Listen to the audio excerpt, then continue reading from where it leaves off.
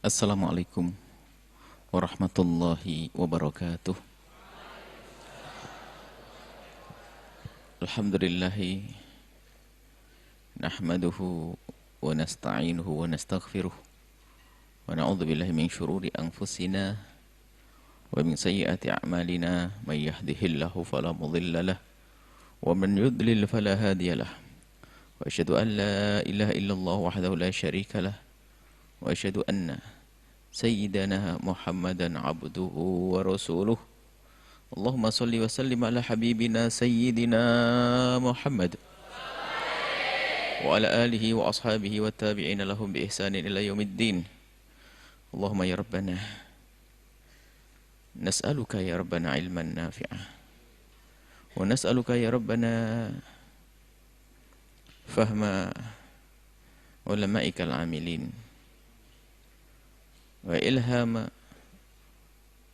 awliya'ikas salihin. Urzuqna ya Rabbana taubata qabla al-maut wa syahadata indal maut wal jannata ba'dal maut. Amma ba'd. Yang sangat kami cintai, kami muliakan hadirin, hadirat, para santri dan juga para pemirsa, para pendengar dimanapun Anda berada. Semoga Allah memberikan kepada kita terus kerinduan kepada kemuliaan, dan semoga Allah memudahkan kita menuju kemuliaan tersebut, dan semoga Allah memuliakan kita di dunia dan di akhirat. Kita setiap malam Jumat bersama-sama membaca sholawat, kemudian membaca sejarah baginda Nabi. Ada harapan besar di balik itu semua, adalah harapan Allah memberikan kepada kita kerinduan yang sesungguhnya kepada Rasulullah sallallahu alaihi wasallam, sehingga kita akan mudah untuk mengikuti sunnah beliau. Sangat mudah bagi kita untuk mengikuti apa yang beliau bawa dan menjauhi apa yang beliau larang. Kemudian di sela-sela itu ada kesempatan kita untuk merenung. Dan renungan kita adalah membaca yang sekaligus coba mengurai daripada hikmah. Hikmah yang ke-15, 16. Hati yang bersih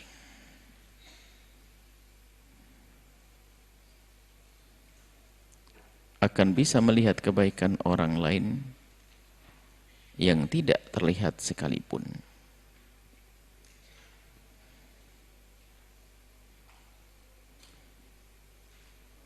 Dan hati yang kotor akan mudah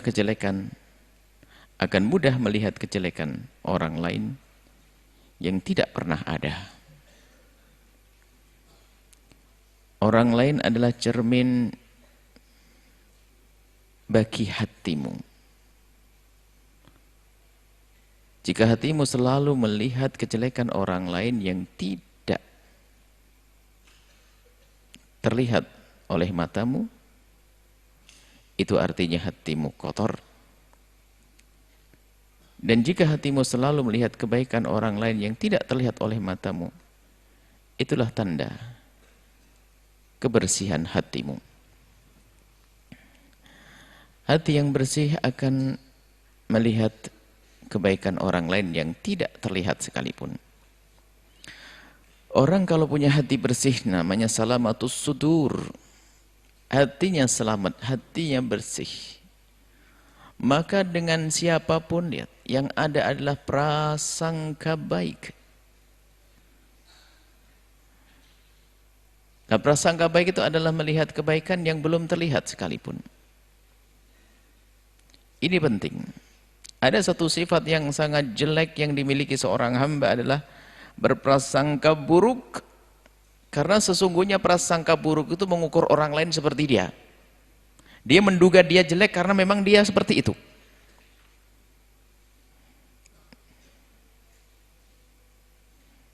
Misalnya, kalau dia melihat seseorang berjalan dengan cara tertentu, kemudian dia mengatakan, atau jongkok, kalau orang jongkok begitu, biasanya adalah dia melakukan itu. Dari mana dia tahu itu semuanya? Pengalaman pribadinya.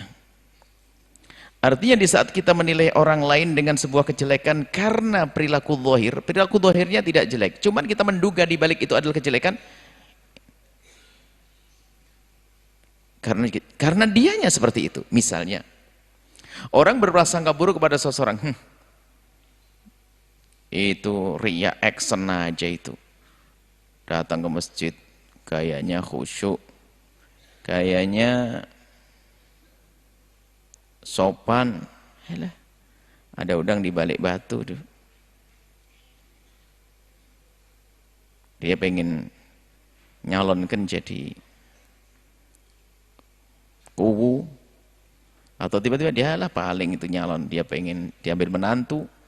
Sebetulnya kenapa ada prasangka semacam ini? Karena kalau dia seperti itu, ya begitu niatnya. Jadi selalu mengukur orang lain seperti dia. Makanya orang yang berprasangka, orang yang melihat kejelekan orang lain yang tidak terlihat, itulah orang yang hatinya jelek. Makanya orang prasangka buruk karena busuknya dia. Sehingga Abu Jahal itu dia melihat Nabi Muhammad segala kebaikan yang ada dalam diri beliau. Tapi Abu Jahal berprasangka buruk kepada Nabi. Kenapa? Karena ngukur Nabi disamakan dengan dia.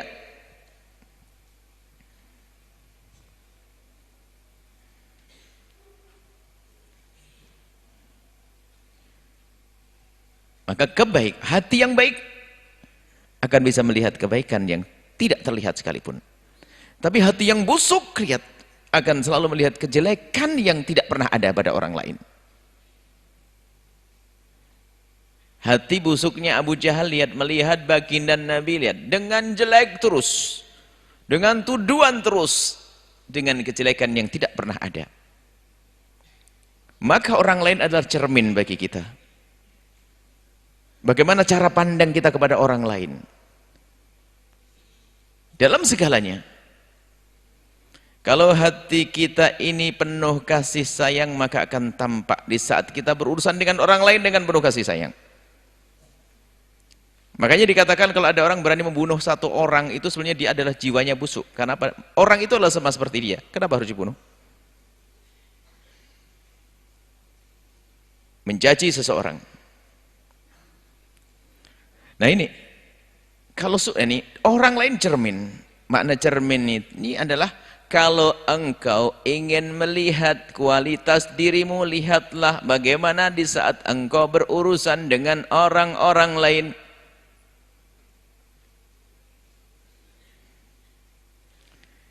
Maka semakin seseorang berkasih sayang dengan orang lain, coba kalau terlihat perilakumu dengan orang lain penuh kasih sayang, engkau ringan membantunya, dan di saat dia sakit engkau merasa sedih selalu, kemudian engkau berusaha untuk bisa menolongnya, maka sesungguhnya apa? Karena hatimu baik. Bahkan di saat tidak ada orang lain tidak akan terlihat kebaikan itu. Jadi ujian kita itu dengan manusia. Kalau kita hidup di tengah hutan belantara tanpa adanya manusia, nggak punya masalah kita. Dengki enggak, sombong enggak bisa diketahui. Karena kalau kita sombong ini kan urusannya dengan manusia, dengki dengan manusia, menggunjing dengan manusia. Adakah kita pernah duduk sama kelinci lalu gunjing orang lain? Adakah di saat kita duduk sama ayam gunjing orang lain? Adalah di saat kita duduk dengan kucing gunjing orang? Nggak ada. Di saat kita duduk dengan orang, kita baru gunjing orang lain. Artinya cermin untuk melihat diri kita adalah di saat kita berinteraksi dengan orang, berurusan dengan orang lain. Maka Nabi memberikan satu dasar di dalam berurusan dengan orang lain, dasar yang istimewa. La yu'minu ahadukum hatta yuhibba li akhihi ma yuhibbu li nafsihi. Tidak sempurna iman seseorang kecuali dia sudah mencintai saudaranya seperti mencintai untuk dirinya sendiri.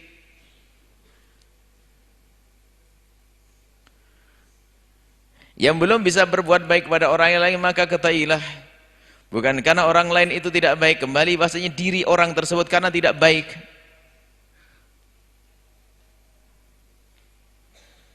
Dia kaya raya, Tapi tidak pernah dia berbuat baik dengan kekayaannya kepada orang lain. Kenapa? Karena hatinya kotor, bakhil. Jadi kita baru bisa melihat diri kita kalau kita sudah berurusan dengan orang lain. Sehingga orang lain itu cermin bagi kita.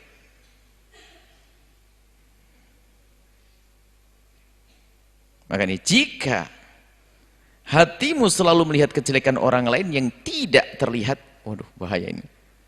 Maka ketahuilah hatimu itu kotor. Jika hatimu selalu melihat kejelekan orang lain yang tidak terlihat di matamu, maka ketahuilah itu sebusuk-busuk hati, prasangka buruk. Dan prasangka buruk itu akan berkembang, bermula dari sesama, dengan kawannya sendiri, dan itu akan berkembang kemudian kepadaku orang tuanya. Prasangka buruk dengan orang tua artinya alamat celaka. Orang tuanya memberikan uang kepada abangnya, lalu dia langsung berkata, abah tidak adil. Prasangka buruk, padahal ayahnya sudah menyiapkan untuk dia. Memang hati busuk. Lihat hati busuk. Kemudian prasangka kepada gurunya. Meningkat lagi sampai prasangka kepada baginda Nabi. Sampai prasangka buruk kepada Allah. Di saat diuji oleh Allah dengan satu ujian, lalu dia mengatakan, Allah merendahkanku, ahanan. Allah telah, bahkan saya mengatakan mungkin Allah zalim.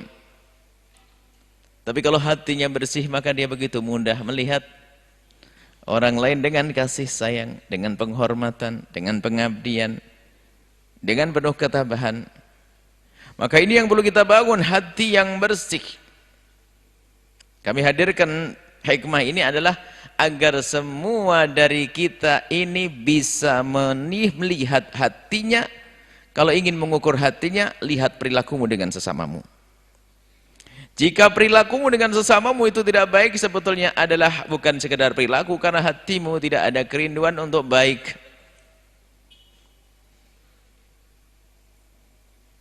Bohong orang hatinya baik, tapi siapa saat nyakiti orang lain. Karena hati adalah raja di dalam dirimu, dan dia akan memberikan komando kepada seluruh anggota tubuhmu untuk melakukan sesuai yang apa yang ada di dalam hati.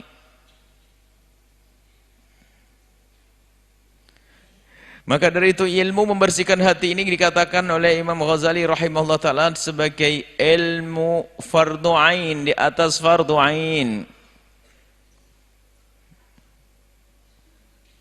Fardu ain di atas fardu ain. Dan juga yang namanya prasangka baik itu adalah juga wahbi, karunia dari Allah. Ada orang yang namanya salamatus sudur, orang salimul galab. Salamatus salim sudur, qalbun salim, orang punya hati selamat, subhanallah. Sampai dikatakan dia itu hidup di dunia sudah seperti di surga. Nggak ada benci kepada sesama. Kenapa aku harus membenci? Bukankah dia umat Nabi Muhammad? Oh enak banget. Enak banget hidupnya. Tapi lihat si hati kotor, lihat benci sana, benci sini, dengki sana, dengki sini. Dan memang ada orang semacam itu. Memang disebutkan orang yang punya hati yang bersih. Ada. Hidupnya sampai mereka mengatakan kalau seandainya di surga itu seperti yang aku rasakan saat ini dari kelapangan hatiku ini, maka sesungguhnya sudah cukup aku seperti di surga saat ini.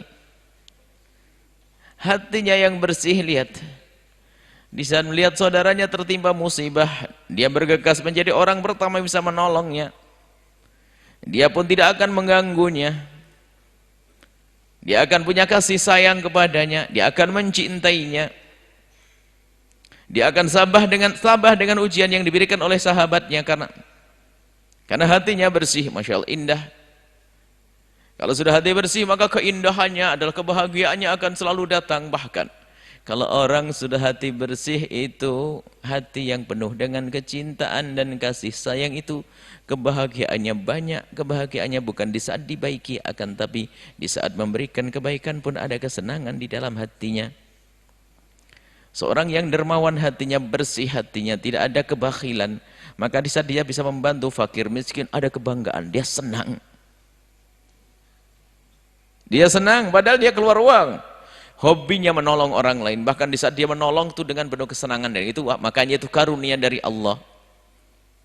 Tanpa pamrih, dan dia hanya mengharap ridha Allah. Maka mari, tengok hati masing-masing. Uji, kalau ingin tahu hati, jangan hanya sekedar ngomong bersih hati, bersih hati, bersih hati.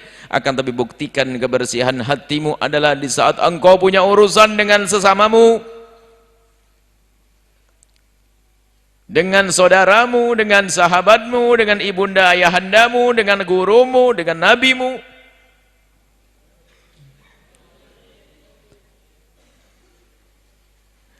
Jangan berbicara kebersihan hati akan tapi belum diuji dengan sesama. Ini. Makanya sahabatmu, saudaramu adalah cermin bagimu. Kau ingin melihat hatimu, lihat saudaramu. Lihat saudaramu.